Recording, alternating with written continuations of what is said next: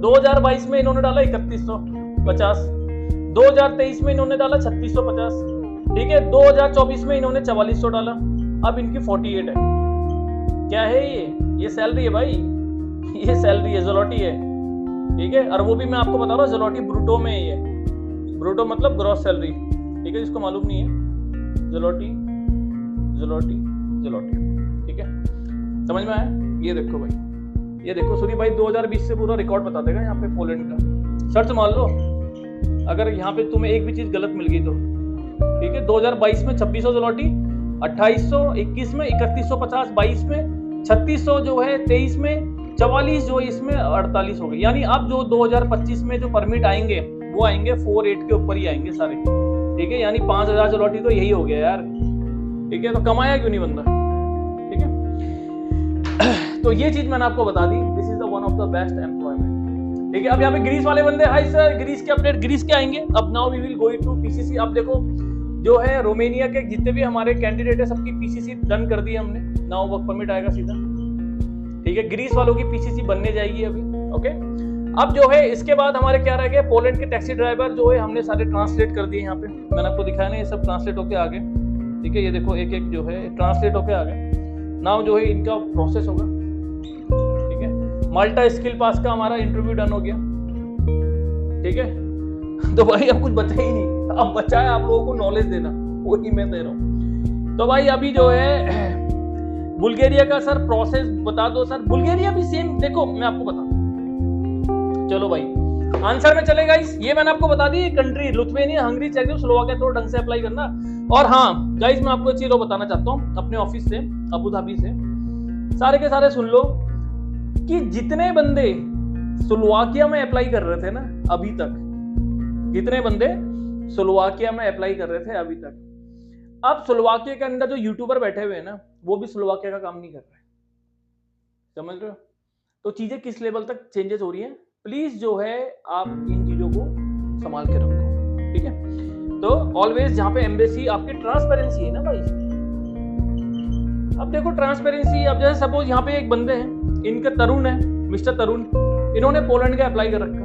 अब इनके जब वर्क परमिट आएंगे ना, सीधा ये एम्बेसी को भी मेल कर सकते हैं, ई काउंसलेट में चेक कर सकते हैं, ठीक है।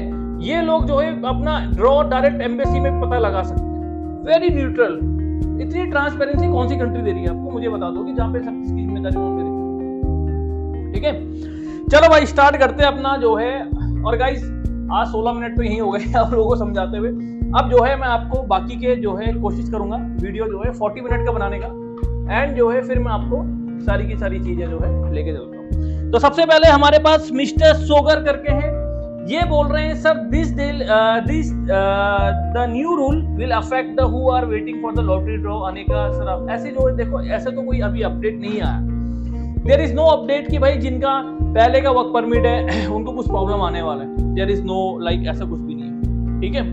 अब चलते हैं भाई, इनके पास है इनका विकेश तमांग। विकेश बोल रहे हैं सऊदी से सर रोमानिया का वीजा का चांसेस कितना है। देखो भाई सऊदी अरब से भी आपका सेम चांसेस है, बस जो है नेशनलिटी इंडिया होना चाहिए और नेपाली होनी चाहिए, ठीक है। आगे चलते हैं। सोनम बोल रहे हैं sir hi sir, I am Sonam from Oman sir, I have Poland visa appointment in Mumbai on 8/5/25, please tell me sir the process specially insurance dummy ticket and what about NOC. See mister Sonam, I want to guide you one thing very clearly. If suppose you are going to submit your file in Mumbai, so we have to do insurance from ICICI Lombard. Okay, the first thing is that. Then, if suppose you have already under process from our side, then you don't need to worry about anything. And what about the NOC? If suppose your company is going to provide you NOC, and if you are able to take the NOC, that is good. If not, so you can arrange. Because in Poland embassy, they will not verify, they will not check, or they will not cross verify your NOC, so you can make or you can arrange, there is no problem. तमाम बोल रहे हैं सुदीप भाई अभी का situation में Poland का work permit आने में कितना टाइम आता है, that is very great question. ये बोल रहे हैं पोलैंड का टाइम कितना लग रहा है अभी। देखो भाई पोलैंड के हमने जो वर्क परमिट रिसीव किए हैं वो सारे के सारे हमने जो है 2 से 3 महीने में कर दिए आफ्टर सबमिशन स्लिप। सो पहले सबमिशन स्लिप इंपॉर्टेंट है, आफ्टर दैट जो है go for the Poland work permit. So इसको आप टोटल डॉक्यूमेंटेशन का प्रोसेस देखोगे, सो भाई आप लोगों को कम से कम नहीं भी तो जो है 4 महीने लग जाएंगे इन चीजों के लिए, ठीक है। छोटू वर्मा हाय सर कैसे हो भाई। Answer, Czech Republic seasonal work visa after submission. How long it will take to get visa after submission? हाँ, submission for work permit or submission for embassy or VFS. If suppose embassy or VFS, so they will take around 2 months, maximum 2 months, or minimum they can release your passport within 2 or 3 weeks also. ठीक है, आगे चलते हैं भाई. इनका नाम है Mangla. Hi sir, आज लेट होंगे. नो प्रॉब्लम भाई, आ जाओ सारे के सारे. आज मैं ऑफिस में आ रखा हूँ, ठीक है, स्पेशली फॉर वर्ल्ड ब्यूटी. बोले हाय सर, डायरेक्ट कंपनी है सर माल्टा में, क्यू से नाम है सर, हम जानते साथ में कोई इंटरव्यू है फूड एंड बेवरेज सर्विस का. अब मैं जो है आप लोगों को बताता हूँ, वर्ल्ड ब्यूटी का क्वेश्चन बताता हूँ मैं फटाफट. ये बंदे हमारे ऑफिस आ चुके हैं. चलो भाई, और इसी यहीं बैठे थे ये, तो इनको मैं काउंसलिंग यहीं करता हूँ फ्री ऑफ कॉस्ट. माल्टा चलते भाई, सबके सब यूरो में कमाओगे, ठीक है, और सैलरी 900 से लेकर 1100 के बीच में मिलेगी. ये चीज याद रखना, ठीक है, यूरो.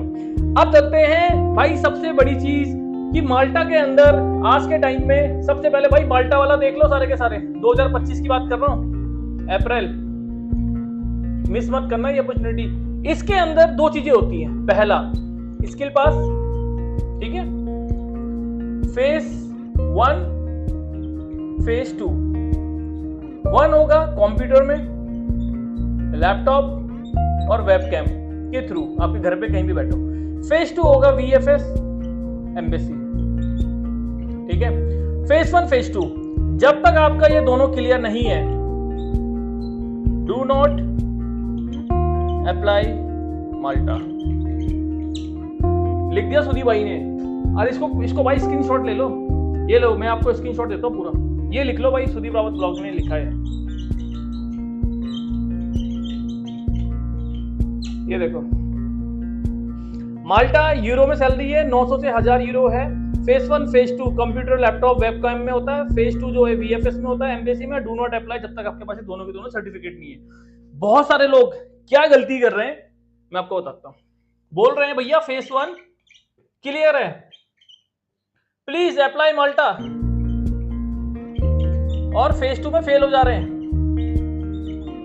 ठीक है, वर्ल्ड ब्यूटी मेरे को नीचे एक्नॉलेज करते रहना. वर्ल्ड ब्यूटी देख रहे हो ना भाई, ठीक है. अब ये क्या कर रहे हैं, फेज 2 में फेल हो जा रहे हैं. अब माल्टा आइडेंटिटी, ठीक है, माल्टा आइडेंटिटी की जो फीस है वो 300 यूरो है, शायद ये बढ़ जाएगी अब, ठीक है. इसके बाद अगर आपका प्रोसेस आगे बढ़ेगा, सो यू हैव टू पे सम लाइक कुछ तो मिनिमम फीस आपको पे करनी पड़ेगी, ठीक है. तो यहाँ पे 300 तो आइडेंटिटी में चला गया, शायद उसके बाद ये 800 यूरो और कुछ लेंगे. और अगर आप फेज 2 में फेल हो गए, this is all non refundable.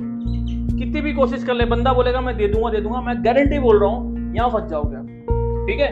तो कहने का मतलब ये है कि जब तक आपके पास पूरा डॉक्यूमेंट्स ना हो ना, do not apply any country. मैं आपको यही समझा रहा हूँ, ठीक है. तो फेज 1 फेज 2 दोनों क्लियर करने के बाद ही जो है आगे जाना. चलो भाई, काउंसलिंग डन हो गई. आई होप आपको समझ में आएगा. अब चलते हैं भाई, आर्सेनल बोले सर